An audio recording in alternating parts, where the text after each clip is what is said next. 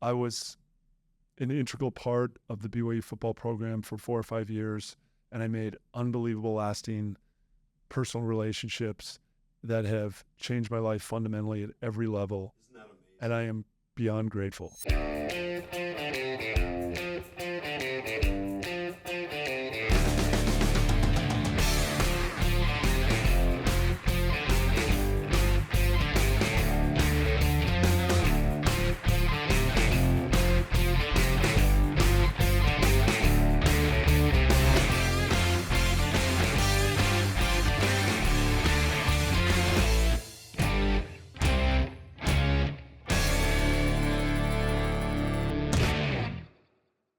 Hey, welcome. This is Beyond the Game. I'm Mike Lacey, and so proud to be with my friend Jim Herrmann. And I think Jim Herrmann is maybe, like Lee Johnson, friend to everybody in the universe. Lee Johnson has set the bar pretty high, but I'm a junior. I'm the JV Lee Johnson.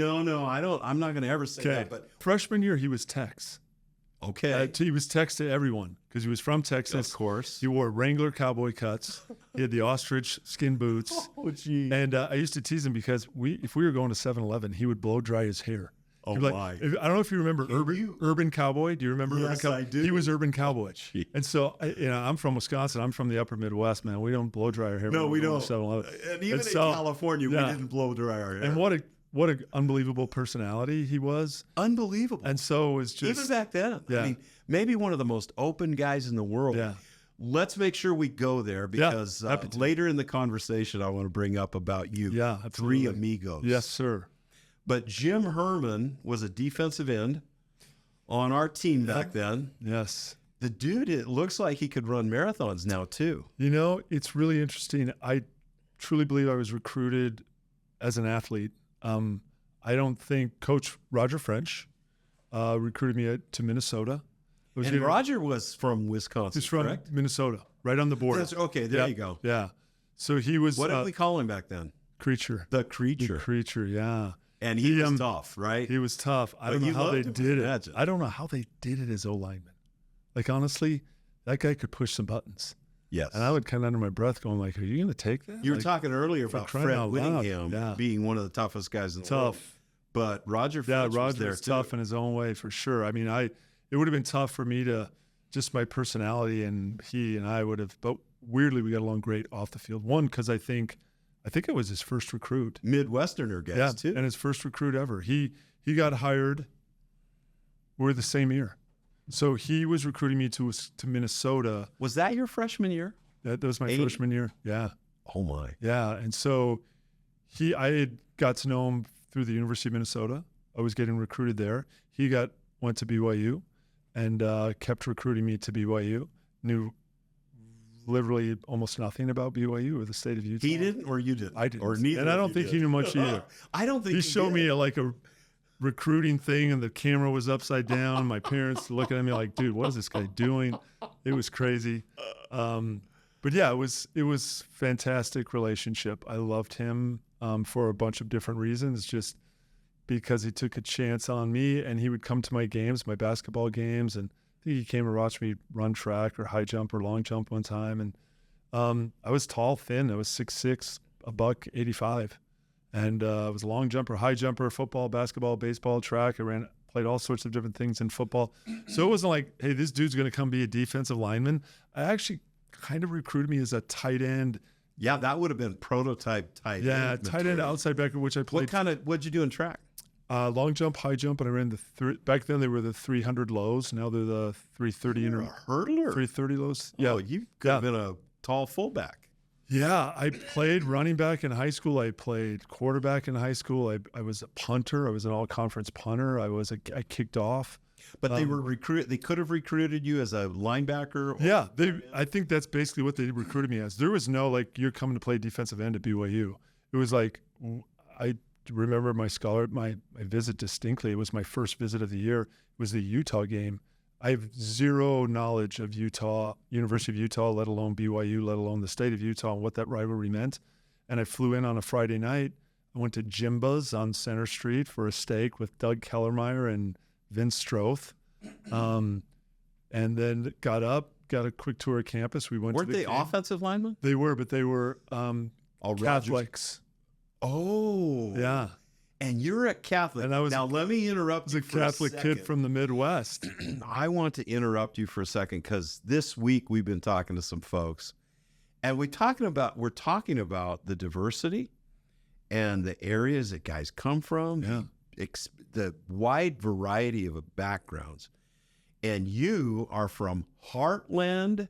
Got that right. Hartland, Wisconsin. Hartland, Wisconsin. I mean, can there be a more all-American place? Right. It's the Hartland in the Heartland. I was You're a young Catholic man. young. I was a 17-year-old freshman. And I mean, there are a lot of good Catholic people throughout the world, Yeah. but especially especially from Hartland. awesome. Eating a fish fry every Friday night back there in Wisconsin. Yeah.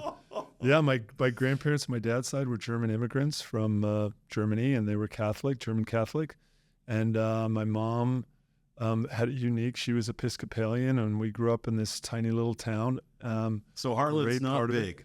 It's not. It's 3,500, but it is a very desirable place to live. And our high school, I was our first D1 guy out of our high school. Really? And since then, there's probably been 40, 50. Wow. Yeah, it's kind of turned into the powerhouse. It's become kind of It was the thing back then. Is it but a small school division? or- no, it's the biggest. Wow. Yeah. It's Wow. like I'm not sure where this audience goes, but it's like Corner Canyon here, Sky Ridge, but it's the biggest. We do get around all over the place. Yeah. In fact, we've had feedback from England. No Love less. that. Isn't that fun? It's the beauty about And the internet. so sometimes I'll interrupt you just to Please do. define Yeah. something that Yeah, may yeah. not be understood. Corner Canyon is an unbelievably powerful Utah school Yeah. in the biggest division.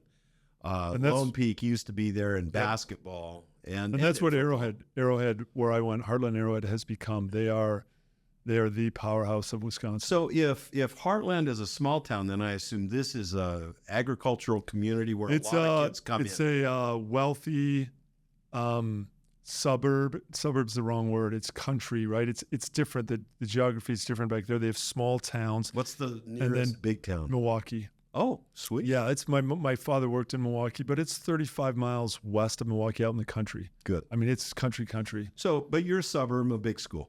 Yeah, I mean, I grew up on 20 acres, not uncommon. Lots of people grew up on property even bigger. It was not. It's a. Were you the kid that was lugging around hay and alfalfa? No, that was for my your- dad. This Okay. was an old farm, back in the day. This is the remnants of a 2,000-acre farm, but it's called the Lake Country. There's lots of lakes there. It's a very desirable place to live. So wealthy people from Milwaukee and Chicago had summer homes, which were really large mansions Sounds on lakes. beautiful. It's beautiful, and didn't really know that. That was just my frame of reference. I didn't feel like we were wealthy. My mom was an English teacher. My dad was a middle manager for AT&T. We had a great life. Grew up in a great place, and my school Brothers, was sisters? brother. I had a younger brother who was an amazing football player. He sadly passed away 2 years ago at the age of 53, just turned 53 from really football. He got hurt at the University of Michigan. He had 2 back surgeries, and then kind of got going, got to the point where he was pretty functional and just hard worker, overworked himself and caused more back problems, then had a back surgery and got an infection. And that was a slow descent into a really bad place. And he finally just said, I'm not enough. And got off all the medication, all the antibiotics, and kind of let it run its course, took his life. Wow. So, but he was a superstar back in At Michigan. in Michigan and in the state of Wisconsin. How many years after you? 5. Yeah. So my senior year, ironically, our senior year when we played Michigan in the Holiday Bowl to cap off our national championship year, my brother was at the game and he was being recruited heavily by Michigan and being recruited heavily by. Who was the coach? But was it Bo Schembechler? Yeah. Bo Schembechler. Yeah. Wow. Yeah. I mean, that's the historic Michigan History. And I kept wondering why Bo was so nice to me all week when I would see him around, but then he was trying to butter up to Wasn't the the family. Holiday Bowl Well, an enjoyable Yeah, time? it was amazing. Wasn't It it? was an amazing 5 years. I went 5 years because I redshirted a year. And I looked forward to it every year. And it was some of the best memories I had around football. My last year, I had the big knee injury, so I was injured, but Washington State. But the last year playing was against SMU. Yeah. And I just remember the enjoyable joint team was things amazing. that we had together back then. Was it the same when you played Michigan? Absolutely. I San honestly, I Diego think it was one of the best bowl games ever. I mean, Yeah. honestly, from an entertainment standpoint, Right. if you look at the history of the game, it was phenomenal. And then, my gosh, you're going to San Diego at Christmas. I thought the committee did an unbelievable job of intertwining the teams at really great functions. They Gave us did. opportunity They to did. intermingle and actually, and I don't know, times have changed now. It's like everyone's feeling like you're going to war. Back then it was, it was a big game and you respected the other people. It was kind of fun to meet them. It was. Yeah. And I just remember having so many laughs, at some Great time. speakers. President Hartland was such a powerful speaker. Unbelievable. And I just remember, we've talked about this I before. mean, you think about it, President Holland, you think Glenn Tuckett, who was Yeah. a great speaker in his own right. great speaker. Coach Edwards is one of the greatest one-liner. In a mild-mannered way, he could have Unbelievable. It was unbelievable what he Yes. did. Yeah. So Yes. we grew up grew up at college in a special time with some special leaders, I thought. I'm a convert to the church, and my coach outside of Sacramento, California, was really frustrated that I wasn't choosing Cal, Yeah. Stanford, or Yeah, sure. UCLA. Yeah. Rather, Your high school for coach? my high school coach. Yeah. And but I wanted to go to BYU because it was my church now. Yeah. And so I did, Yeah. and I'll never regret it. Yeah. I didn't really figure it out, right? I got there and I didn't really, honestly, as dumb as it sounds, I didn't, there was no internet. It was a big world, right? That's There was, right. it was the there were newspaper, 4 right? TV stations for Right. crying out loud, right? ABC, NBC, CBS, and like UHF, whatever that was. That's where you watched Beverly Hillbillies and those types For of in shows. Sacramento, that Yeah. was Channel 40. It was 13 in Wisconsin. I still remember it. Isn't that weird? And and so I just didn't know, and I showed up in Wisconsin out here, and I thought it was like Lewis and Clark. It was like named after some dude who like made a trail across. Yeah, who's this Brigham Yeah, and yeah, who's yeah. this Young? And it was great. It was that in and of itself. I had so many crazy experiences. It hit me. Like I said, I was 17. I felt like I was young, maturity wise, not immature, but just from a growth of life standpoint. And so, somewhere around July, I'm like, I committed to go play football at a school 3,000 miles away. I know nothing about, Up in the mountains. and I don't know anything. I don't know anyone there. You didn't know anything about the culture. No. And so I showed up and, then I was just being a human being, and I was immediately homesick. I grew up in a very green, lush, humid environment. I came to the freaking second most arid state in the country. My skin's like falling off my body. I'm like, this is The cuticles on your fingers. are driest just place in the breaking. world. Exactly. and it's freaking hot as Hades out there. What are we doing?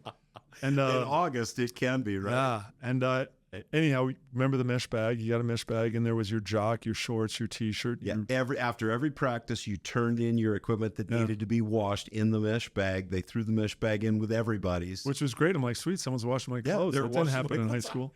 And so the very first day I opened my mesh bag, no socks. Oh, man. And then I just even had a story. So I don't know, but I'm like, I have no socks and I know no one. And it's like, You didn't go to practice. Floyd. And You I didn't came, know. I didn't know, Floyd was like, didn't seem overly friendly when I asked him for my combination. So now I'm not going to go ask that guy for socks. But I was sitting there and I remember I was on the verge of tears because I'm like, this is setting in. I don't know anyone here. My gosh, I'm going to be here for 4 or 5 months till Christmas break. I don't know a soul. How am I going to get through this? And even asking help to get my socks, I don't know anyone. And I remember a guy behind me rummaging around. I knew he was an older guy that played Niels Tidwell. He was in his locker behind me. I didn't know his name was Niels Tidwell at the time. And he was back there rummaging around, so I kind of got up enough gumption to turn around and say, hey, where do I get my socks? And so I turn around, and he's bent over looking in his locker. He's got like 30 pairs of shoes and all this stuff. And like, hey, can you tell me where I go get my socks? But before that, I turn around. I'm like, it is 100 degrees out, and you have the weirdest looking long underwear on I've ever seen in my life. I have no idea what you're doing. And on top of that, it's one piece. And it looks like something that I got, pajamas when I was a little kid to wear at Christmas morning. You can edit that piece out. You can edit that. No, out. I'm going to go But further with this. right then I was like, where am I? Exactly. And what's going on? And then I What remember year was this? it was 80, 1980. Keep going. And then I remember that night I'm in the dorm room, and I was like the last guy to show up because I literally Did you get any socks? I got some socks. Okay. I made it out to practice. All right. And I got through. And then Ty Mattingly had come up. He and I we were on the second floor. Were you already friends, or he was? No, new? Okay. no, he was just kind of, that's my guy, right? So we were gonna be together. And I remember a couple guys dropped by and they're like, yeah, my parents are up for EFY, or my sister's here for EFY. You're wondering what the heck and is my that? brother's in RM, and my other brother's in the MTC, and I can't find my CTR ring. And I'm like, what is even happening? It's like a whole new language. And just like, this is going to be interesting. But it was great. It was great. CTR It was ring. great. I grew up in Wisconsin. I think I told you earlier, beer capital of the world. I graduated from high school. I was dry as Sahara Desert. I read that about you. Yeah. Why? I don't tell us, know why. That's why a didn't super you- interesting. What kept you out of It the just beer? was part of me. Yeah. I don't know. I think I was young. I was a 4-sport kid. I went to school. My parents were, my mom was an educator at a significant level. My dad, Were they drinkers, or they recommended my dad drank. I never saw my dad inebriated, Right. but my dad drank regularly. He'd have a beer or mixed drink when he got home from work, and my mom might have a glass of wine at Thanksgiving. Were or you Christmas. kind of an obedient guy? No, that you well, just- I mean, no one was telling me you can never have a drink. I mean, my parents were parents, so they certainly didn't want me going out. But the culture is significantly different. I mean, all my friends in high school, it's just what you did. It was part of the culture. It's part of. But you you know. chose not to. I just was a non-drinker. Yeah, I mean, I saw my friends on the weekend. It was embarrassing. I was embarrassed for them. I'm like, really, dude? And then it just, I don't know. It's weirdly something I just never wanted to be a part of, which I'm grateful for. I think it's paid off dividends for me. I think drinking, people are going to laugh at this, is someday going to be the new cigarettes. I think people are going to realize just not a lot of great things there for people.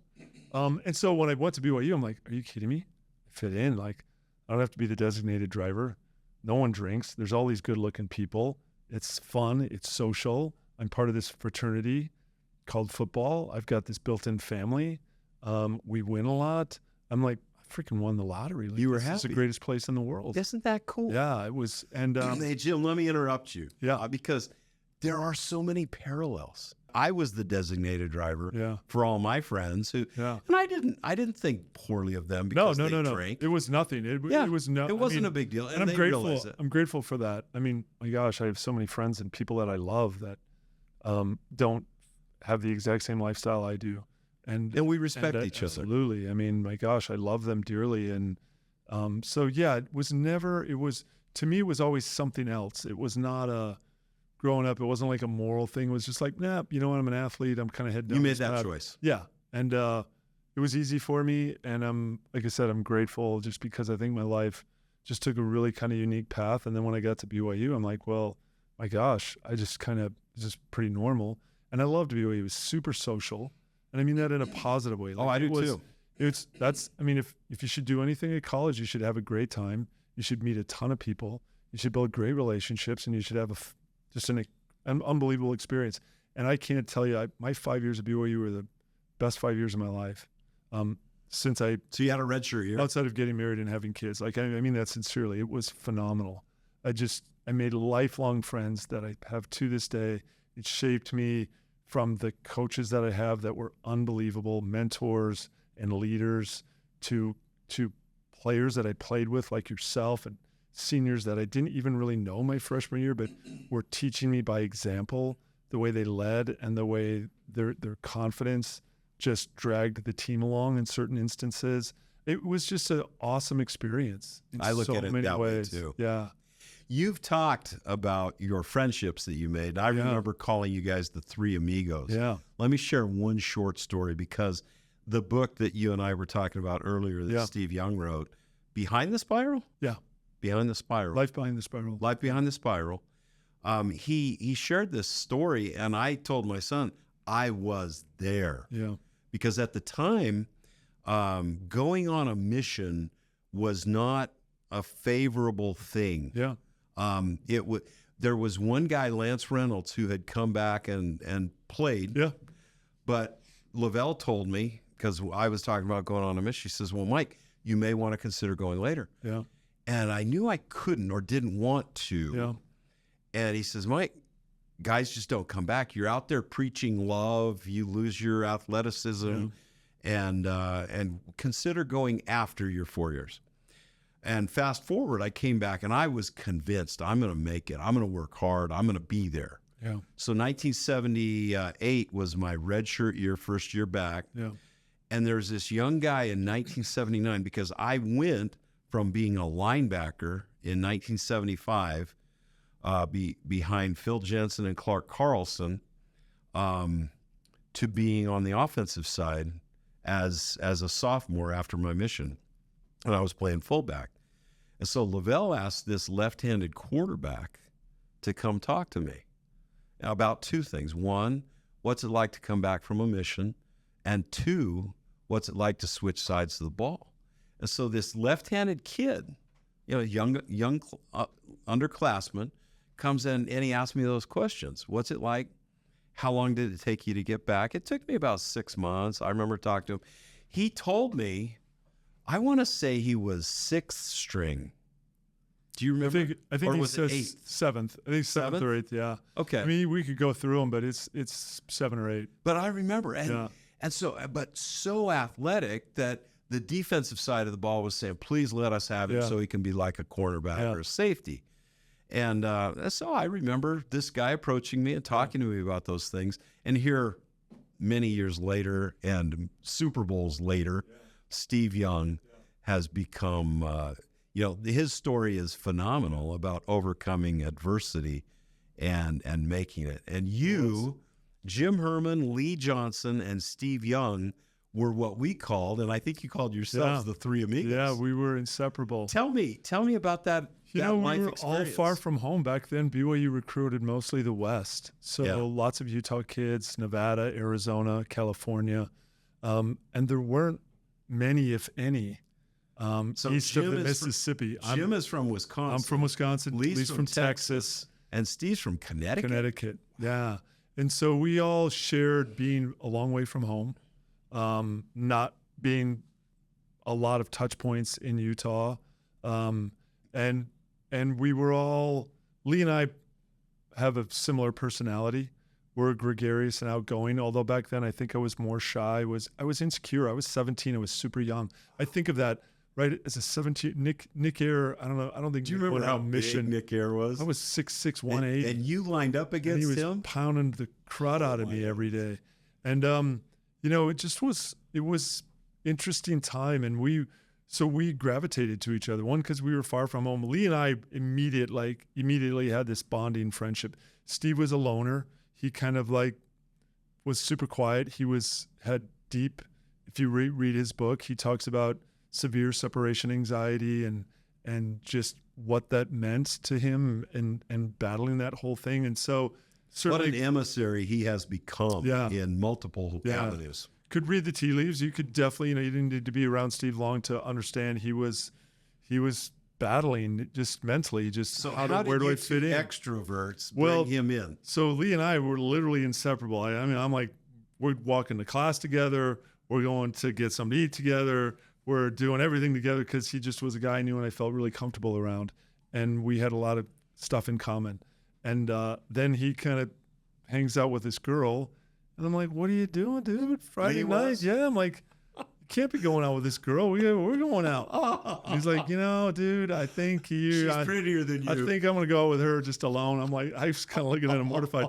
So I'm like, I'm going to go hang with this guy from Connecticut. And so I just started going over his dorm room because he was alone a lot. And I felt like he was from the East. Wisconsin, believe it or not, feels kind of East Coast-ish where I grew up. Yeah. And so I just felt like a kinship to him. And so Steve and I, and we really knew each other from day one, but started to spend more time together as the semester wore on. And, it was really interesting. The day we left in mid-April is when kind of finals were over. We were all excited to go home because we were so homesick through the year. So he was excited to go back to Connecticut and see his family. I was excited to go back to Wisconsin, see my family, my friends, and Lee was excited to go back to Texas. And I was the first to leave. I mean, my car was gassed, loaded, ready to go. And I Was finished this after the Holiday Bowl? This was in April. So this was in spring. After the season. So yeah, so I mean, my first year's over. I'm going home for the summer. I am itching to go. And although by then, you go through the growth, you go through the pain. That's true. You mature, and all those things that you dreaded become almost your favorite life experiences. You look back and think, what's shaping me as a human being are the things that are hard. And so I'm packing up, and all of a sudden, something that I had been so excited to do, I'm starting to have this weird tug of emotion. Nostalgia? Going, what are you doing, dude? Like, you're going home. I mean, you've been wanting, I'm like, giving me a little pep talk. This is what you wanted to do, and now you've got this amazing life and these relationships. Wow. And so Lee and Steve came over, helped me pack up my car, and I went out to the parking lot. I got in, and I just remember turning around, closing the trunk, and all of a sudden I'm like, I can't talk. I'm like, oh no. Okay, well, and I'm fighting back tears, and we all kind of weirdly start crying. And I'm like, what? Am I crying? It wasn't even happening. And we gave everyone a big hug, and we figured we'd figure it out and see each other really soon. And then I think almost every summer Lee came to visit me in Wisconsin. Steve came a couple of years, stayed with me, went swimming and boating and played golf. And I would go to Connecticut and visit Steve, and went to Texas to visit Lee. And so we stayed in contact year round. It was great. Actually, Steve was involved in a really tragic car accident that he'll tell you about. I was actually going to hop in the car with him and drive from Salt Lake to Chicago to have my family come down and pick me up. But then I figured I'd need a car for a summer job at home, and so I ended up driving back. But so we were attached at the hip in so many ways, and I'm grateful for them. They were my family, and they got me through a lot of hard times of just despair, because being a freshman, 6'6", 185-pound defensive lineman. I remember you being a little bit larger than that. I stuffed a 10-pound weight down my pants at Dr. Pratley's office to weigh in, so I hoped to get over 200, and I didn't make it. So I was somewhere around, probably 198 with a 10-pound weight in my shorts. And I was tall, thin. And Do you remember Matt Mendenhall? Absolutely. He's before you. Yeah. But that was my class. Yeah. And Matt came in the very same way. Yeah. He's probably 6'6", and back then he was maybe 185. And Lavelle would use, when my recruiting trip wrapped up on a, Saturday night, Sunday, you meet with Coach Edwards before you leave, and he just said, hey, we think you can be the next Clay Brown or the next Matt Mendenhall, which I knew Clay a little bit, but, there wasn't a lot of TV. There was no internet. So I knew they were great players in the program, and one was a tight end, one was a defensive end. And he said, we have a full grant and aid for you. I'd like to offer you a full grant and aid. And I didn't know what that meant, because I wanted to hear the word scholarship. And I'm like, we have a full grant and aid for you. And I'm like, really? What's that? You're giving me a grant? What is that? I'm gonna be I just remember going, I think that's a good thing. And I just nodded, and I said, okay, cool. Let me talk to my parents. And that's the official name for a scholarship, is correct. Grant and aid. And so it was my first scholarship offer in Coach Edwards' office on a Sunday morning, early, because I was headed to the airport to catch a plane back to Wisconsin. And were you going? Did you receive any other offers? I did. I got both. Northwestern offered me and Wisconsin offered me. Wow. Yeah, Minnesota ended up not offering me, which was fine. It's not where I really wanted to go. My mom was a Northwestern grad. Roger French was the guy recruiting you to Minnesota. And he was actually making the move to BYU. He'd already been hired. Got it. Yep. So that was Do you know the story of how he got here? I don't. Do you want to hear it? Yeah. Maybe I've told this before, but we lost a game in 1980, our very first game that we shouldn't have lost. Yeah, that was New Mexico. We were talking to Dick Herrmann, and we'd forgotten the name Joe Lee Dunn. Have you ever heard of Joe Lee Dunn? Defensive coach. Yeah. It's kind of a mastermind. Maybe the Bronco Mendenhall before there were any Bronco Mendenhalls. Yeah. So we were unaware as BYU that New Mexico and Joe Lee Dunn, their head coach, we had this unbelievably complicated blitz system. Yeah. And Roger French, I think because he was recruiting you, was late to our fall practices. He was like a week or a week and a half late. And he was even living in a camper out in the parking lot. Yeah. He had right? a unique life. Yeah. Oh, yeah. And so anyway, our offensive line and the offense didn't have the blitz protection in. And our first game was at UNM.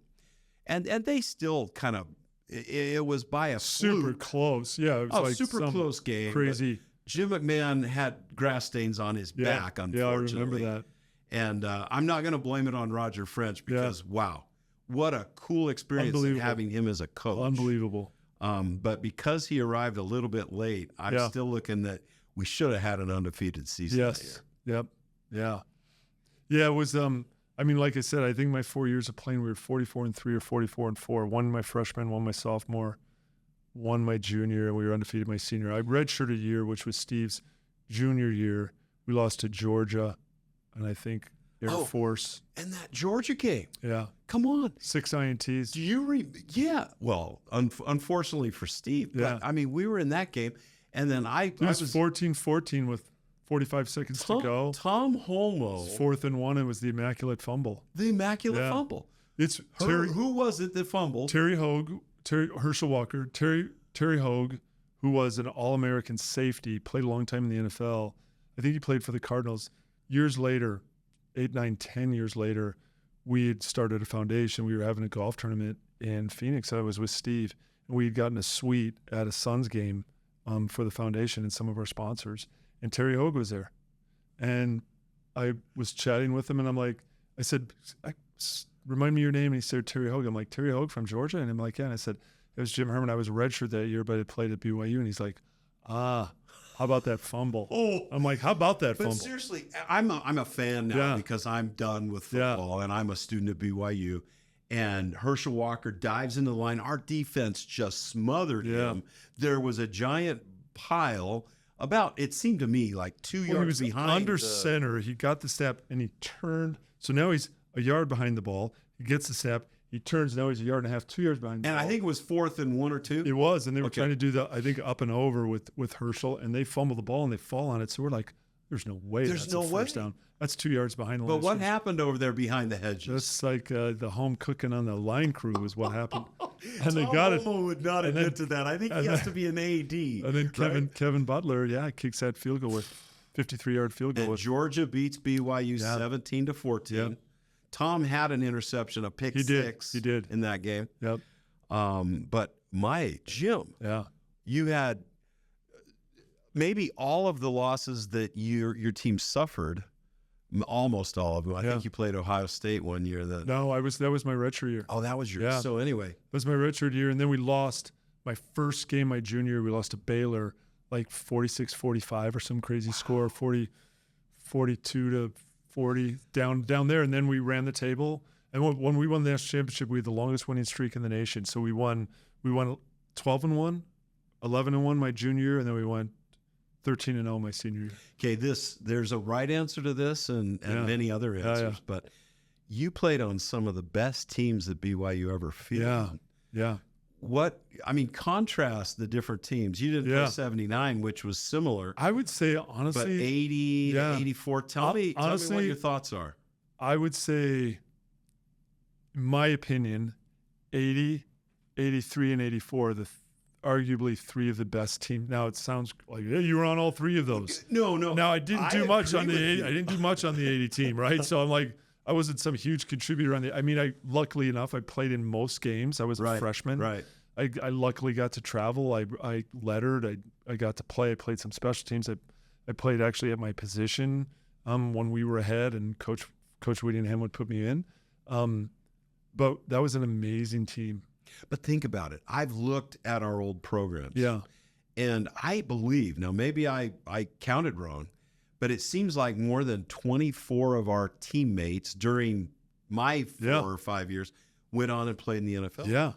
I mean think about that. It's unbelievable. I mean, just my freshman year was Jim McMahon, Clay Brown, who, both consensus All-Americans, Nick Ayer, who played Glenn Titensor. Glenn Titensor played 9, Glenn Redd, Bill Shefflin, Eric Lane, Homer Jones, even the guys who didn't play, Lloyd, our receivers. Yeah. Lloyd, Big Toe Lloyd. Jones. Lloyd Jones. Matt Braga was amazing.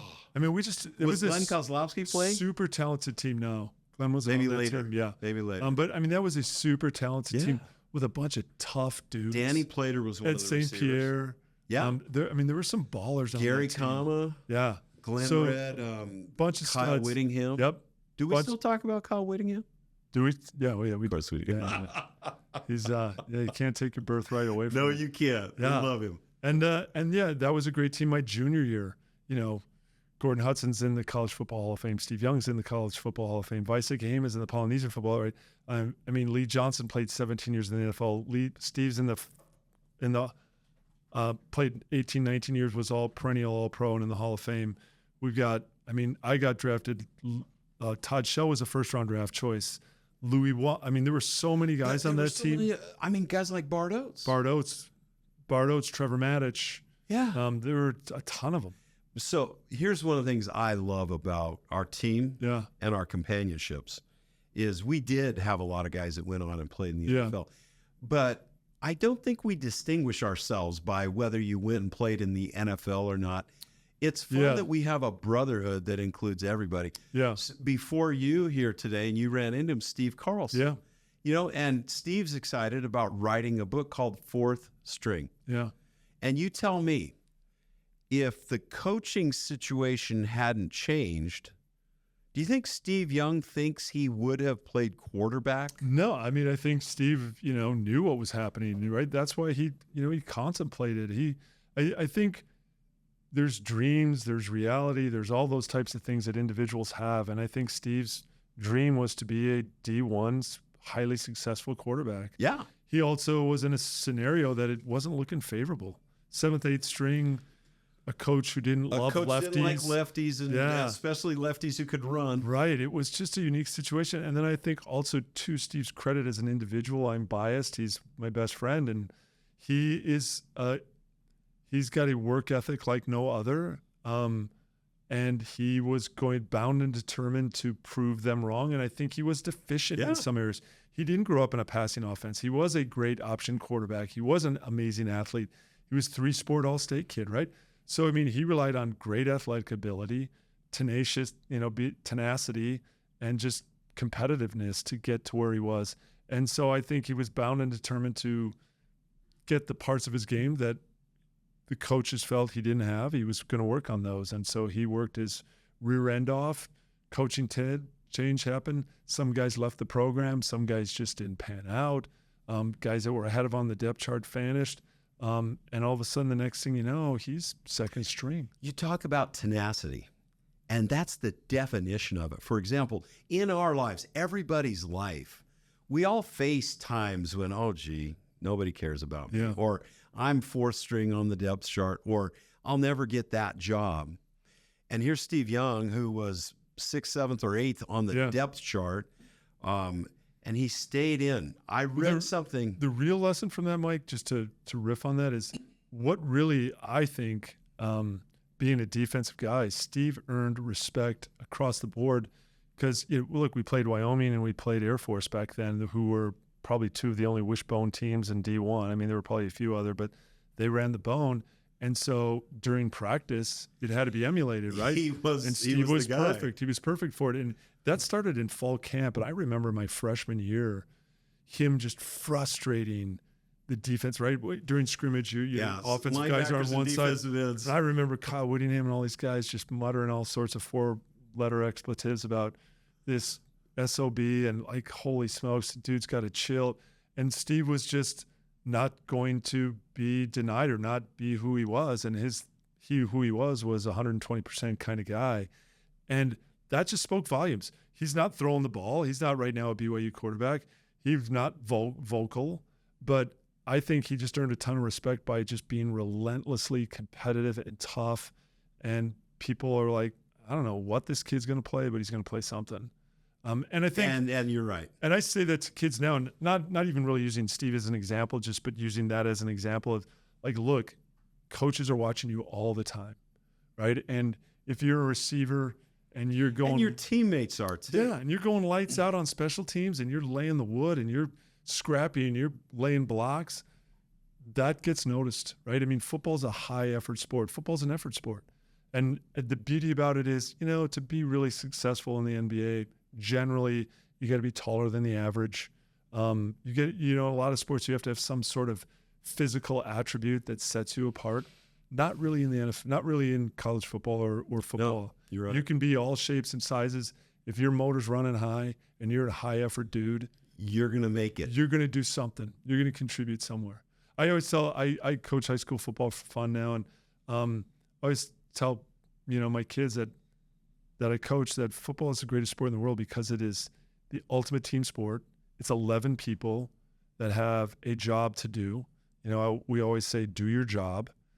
So you have to do your job.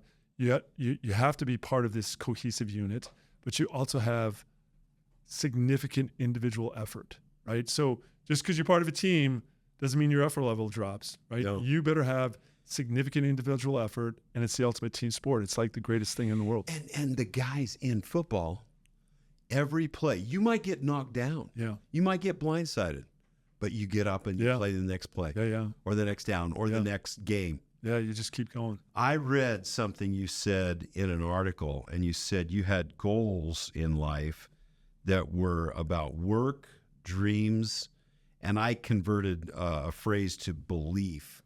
Do you still go by that? Yeah, I mean, those I keep telling my wife my best attributes are that I'm stubborn and consistent. And I keep trying to convince her that those are really favorable assets to have as a husband. From Minnesota, yeah. Right? And I mean, it's helped me lose 70 pounds. I know I would have been against myself, right? I mean, I'm like, there's no way. I mean, I went from like 270 down to 250. I felt thin at 250, and I got to 245. I'm like, it would be so nice to see. What are you, like 205? 225. I weighed in this morning at 209. Wow. And so I would have never. Yeah, here's Jim Herrmann. Ever thought. Distance marathoner, man. Never thought I could get back to 209. And you look so good. It's, you know what? You get, football's a permanent tattoo, and pain is a great motivator. And I think I had 14 screws, 2 plates, had a bunch of surgeries, had a 3-level cervical fusion. That was an eye-opener. All of a sudden, you get low back pain. I've had a couple big shoulder surgeries. I have a sports hernia. I've had 6 knees, right? And so that's great when you're 20. The human body at 25 is a miraculous, beautiful thing. It heals pretty quickly. It's unreal. And then, one day you wake up and you're freaking 48 and you can't move your left arm. You're like, I'm pretty sure it used to work. You're not really sure why. But you said something about Steve and his tenacity and yourself. It referred to your life too, about your dreams. And Steve's dream. He wouldn't give up on the dream. Yeah. Can you elaborate a little bit more? Because I think that matters in overcoming being the 8th-string quarterback, for example. Yeah, for the 8th-string quarterback. And for me, I mean, I was consistently through high school and really my first year or two in college, I had imposter syndrome. I was super insecure. What's imposter syndrome? You don't belong. You're an imposter in this environment. Everyone else belongs. Alien. Or everyone else belongs and is valid, and I'm the invalid. Not, I'm like the fake. So you lacked I'm confidence. the faker. Yeah, absolutely. And a lot of it I think was just my age. And the one thing I really give credit to BYU for me from a personal development is it helped me develop confidence. My coaches thought I was talented and athletic and good, and they would tell me that. And I'm like, wow. And that's like handing you a diploma. They're like, they think I've got what it takes. I'm thin, but they're playing me. And I'm not as big as everyone else, but they're validating me. And it was great. And somewhere along the line, it actually maybe the best thing that ever happened to me is I actually took my redshirt year late. I actually took it after my sophomore year. I played a decent amount my freshman year. I played quite a bit as a sophomore. And then we switched defenses from a 4-man front to a 3-man front. Am I going to play linebacker? Am I going to have my hand in the dirt? What am I going to do? And by then I had probably gone from 195 to maybe 240. And so I was getting bigger. And Did you still have your speed? Yeah, still quick and still fast, still good get off and all that stuff. And so, it was like maybe we use this as year to figure out if you're outside backer in a 3-4, or if you're going to play D end, D tackle, and so it was great. And I remember Vince Stroth, who I thought was an outstanding offensive lineman at BYU. Good person, highly skilled, friendly guy, I remember. Fun and really talented. I think he was all conference. He was a legitimate player, validated, in a conference standpoint and a team standpoint. and a really talented pass blocker.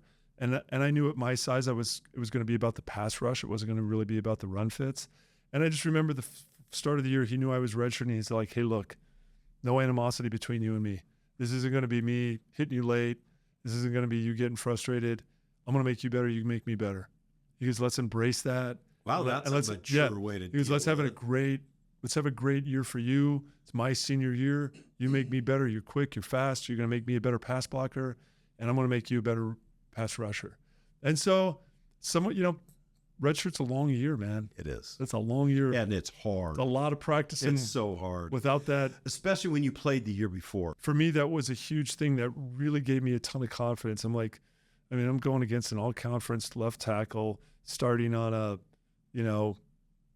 top 10 ranked team, and I'm beating them, and I'm holding my own, and I'm losing my share, but I'm winning my share, right? And so it was like, I'm gonna excel at this. Good for you. And I grew up in Wisconsin. You probably haven't had any NFL owners on your program. I am a minority owner in the Green Bay Packers. No way. Oh, well, yeah. We own 5 shares. Among all the other going to the people owners in Green meeting. Easy. Don't try to tear me down. I'm going to the owners meeting this summer when I'm home. And you're gonna lay down what they're gonna do. So I grew up out in the country playing one-on-one football with my brother, right? And it was snowy and cold, and of course you always have those dreams to be a Green Bay Packer, to play on your favorite team and all that kind of fun stuff. I was never in my really mindset that I'm going to play in the NFL. I was just grateful to have a D1 scholarship, grant and aid, and to get an opportunity to go play at the next level. And then things start to trend well. Like, I'm like, you know what? I had a really good junior year, led the team in sacks, had 17 sacks as a junior, had a really big year. Wow. And I'm like, you know what? This is kind of going in a good direction. And maybe if I come back next year and things go well, who knows? And then the next year I come back and I'm all conference. I'm like second team All-American on a couple teams. And I got elected to a couple of those college all-star games. And then I went and competed against first rounders, second rounders, and did really well. And all of a sudden I'm like, I think this might I got invited to the combine. And then all of a sudden you're like, no more imposter, huh? Yeah, you're kind of like living your dream. I think it's still there. I think, it doesn't go away. You're at the combine going, did they make a mistake? I got invited to this, but and I mean that sincerely. I think I'm not the only one. I think there's a lot of people that feel that way. And so, yeah, then it all kind of worked out to a certain extent, and I got an opportunity. It was great. It's amazing. But at the end of the day, my identity is I was an integral part of the BYU football program for 4 or 5 years, and I made unbelievable, lasting personal relationships that have changed my life fundamentally at every level. Isn't that amazing? And I am beyond grateful. Yeah. I read also, here's a Catholic kid from Hartland, Wisconsin. Yes. He ends up in Provo, Utah. It's changed your life for good. And our university experience was part of that. But then the relationships we had, and absolutely, then the church's involvement in our lives has been amazing. Yep.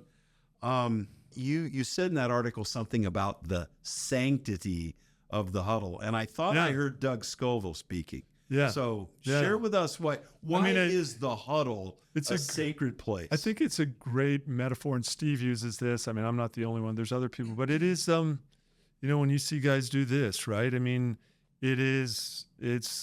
to get together, all of us right here, and you're from, South Central LA, and I'm from Hartland, Wisconsin, and you're from Texas or Stockton or Central Valley, California, or where, and you're LDS and you're Catholic and you're Presbyterian, and, it doesn't really matter. Like, all of that kind of goes away. In fact, it made us better, I think. Yeah. And so I think it made us better. You're in this little group that now says, we're going to go execute on this play for this, and then against after this Wisconsin or Texas A&M. And then pretty soon after that play, we're going to come back together. We're going to be here again. We're going to make another little plan. And we're going to go do it again, right? And so I just think that's really cool. I've heard Steve talk about that and other people, and I just think it is a great metaphor for life. It's relatable to your family.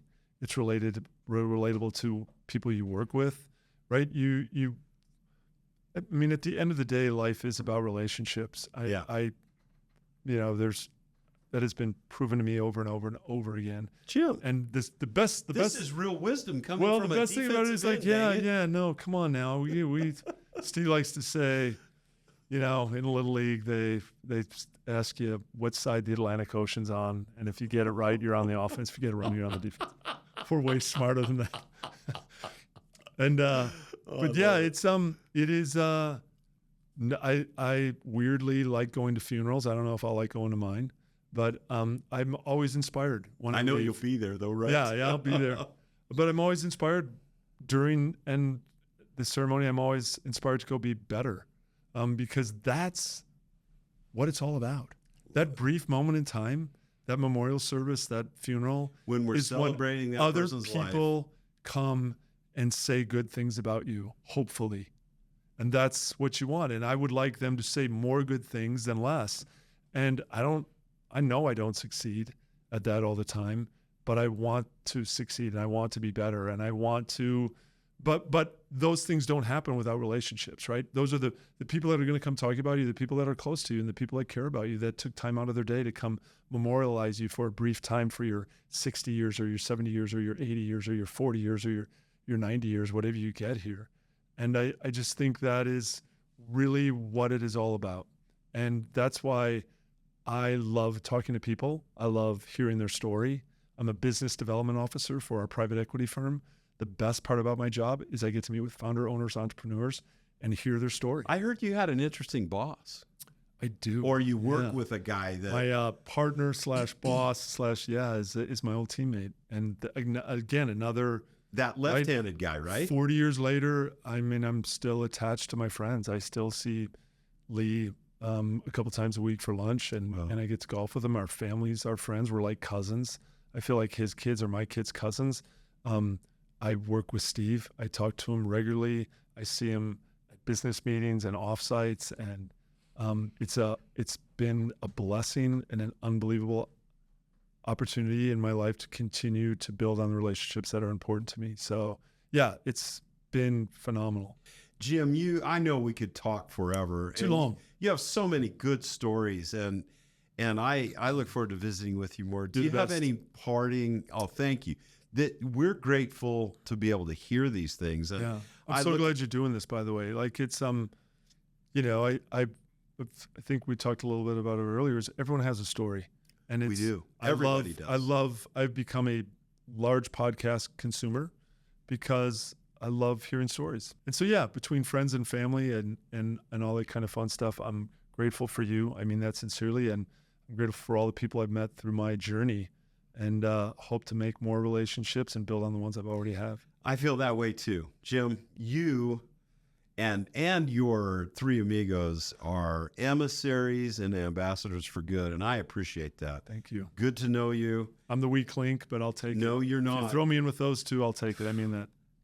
You three. It's interesting how a team is built of a football team is built of 11. You guys are I think the three of you made a perfect team. Steve's the real deal. I'm biased. I've said that before, but he's a man who is true and lives an integrity-filled life. And Lee is just one of the kindest people on the planet. Who's a friend to everybody. Would do anything for anyone. If you realize that he's not off his medication, that's just his personality, and you kind of learn to. I'm with you. To roll with it. Yeah, he's the greatest dude in the world, and so yeah, I'm grateful that those guys are my friends. You two are one of the greatest people in the world. Thank you. Thank you. Appreciate you having me on. And it's an honor to have you on. Look forward to visiting with you more. Thank you so much. Thank you, Jim. Appreciate it.